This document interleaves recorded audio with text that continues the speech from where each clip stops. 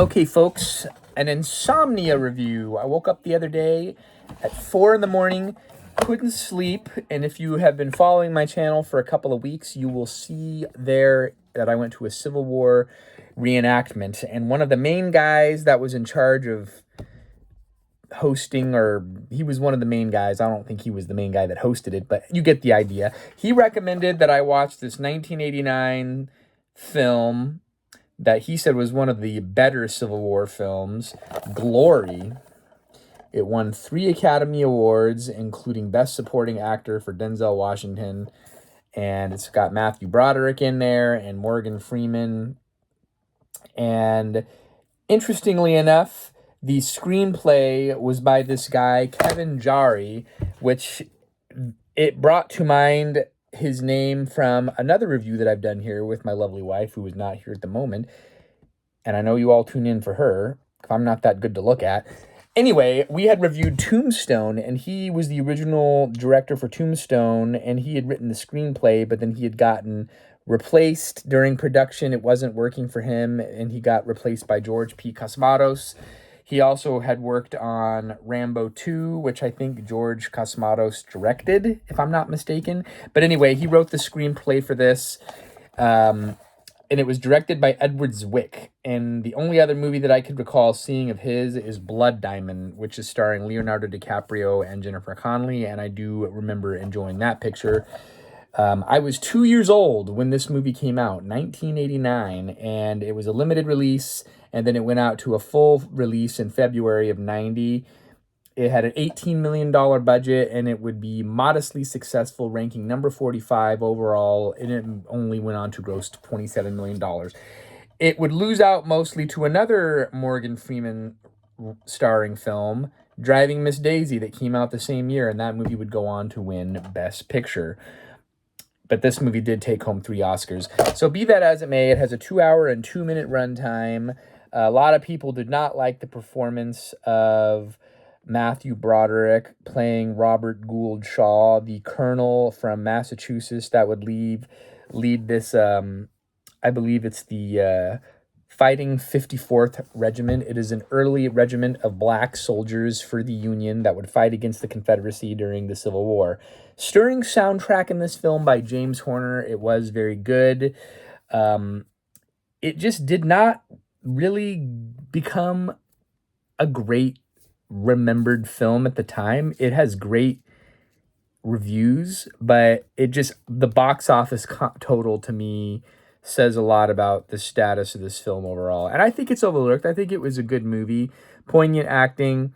They consulted Civil War historian Shelby Foote as an authenticity advisor, and he would go on to be a key player in the PBS famed Civil War documentary by Ken Burns. So the first opening scene was filmed on location at a battle of LARPers, live action role-playing people.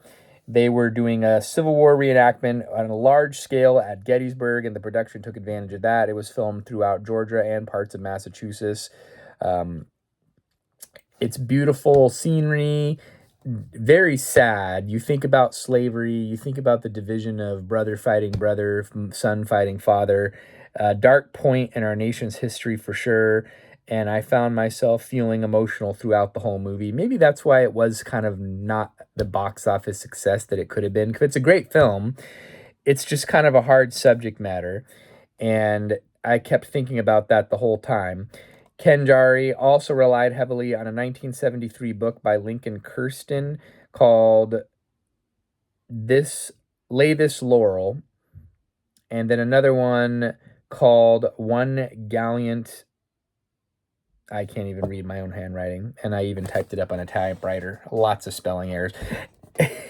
We're going down rabbit trails here. So overall, like I said, very positive reviews for the most part. People thought Matthew Broderick's character did not give the best performance as this Robert Gould Shaw.